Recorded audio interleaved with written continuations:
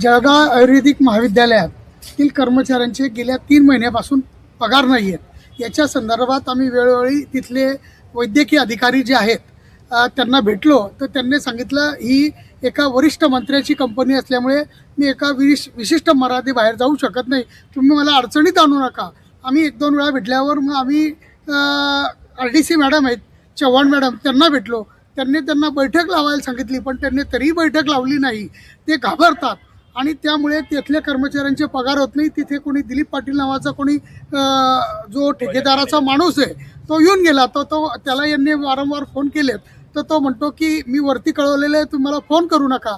आता जो 10,000 रुपये पगार कमवतो तो माणूस 3 महिने जर पगार नसेल तर घर कसं चालवेल, ही परिस्थिती निर्माण झालेली आहे. म्हणून आम्ही शेवटचा पर्याय म्हणून आज जिल्हाधिकारी महोदयांना भेटलो. जिल्हाधिकारी महोदयांनी माननीय कामगार आयुक्त व वैद्यकीय अधिकारी श्री गंगा सागरे यांना फोन लावला आणि फोन लावून ते म्हणे लवकरात लवकर पेमेंट करू. जर त्यांनी हे लवकरात लवकर पेमेंट नाही केलं तर पुढील पद्धत ही शिवसेनेच्या पद्धतीची असेल आणि त्या अधिकाऱ्यांना पण सबक शिकवली जाईल आणि कंपनीचा ठेका रद्द करण्यासाठी आम्ही स्वतः पाठवू.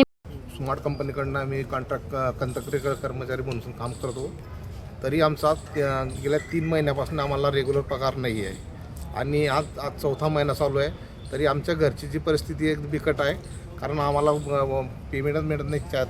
3 महिने झाले, कंप्लीट 3 महिने झाले आणि 4था महिना चालू आहे. तरी आमचे साधारण घरचे मुलं सर्व आम्हाला मुलांची शाळेची फी वगैरे, हॉस्पिटल दवाखाना वगैरे, म्हणजे किराणा आहे, रूम भाडा आहे, रिक्षा, मला मुलांचं सर्व शिक्षणाचं त्याच्यावरती आमच्यावरती बोज आहे. आमच्या घरचं आम्हालाच बघावं लागतं, कारण मुलं बाळ वगैरे सगळं यांना घरचं करावं चालावं लागतं आम्हाला.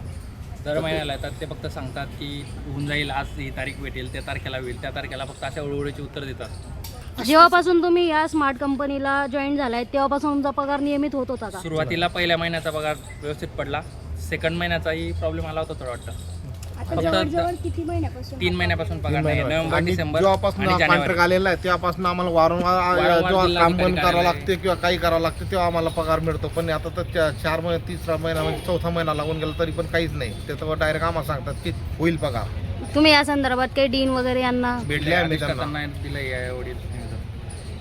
मग त्यांचं म्हणणं काय आहे? त्यांचं म्हणणं आहे की आम्ही फोन लावतो, तुम्ही करा त्यांना.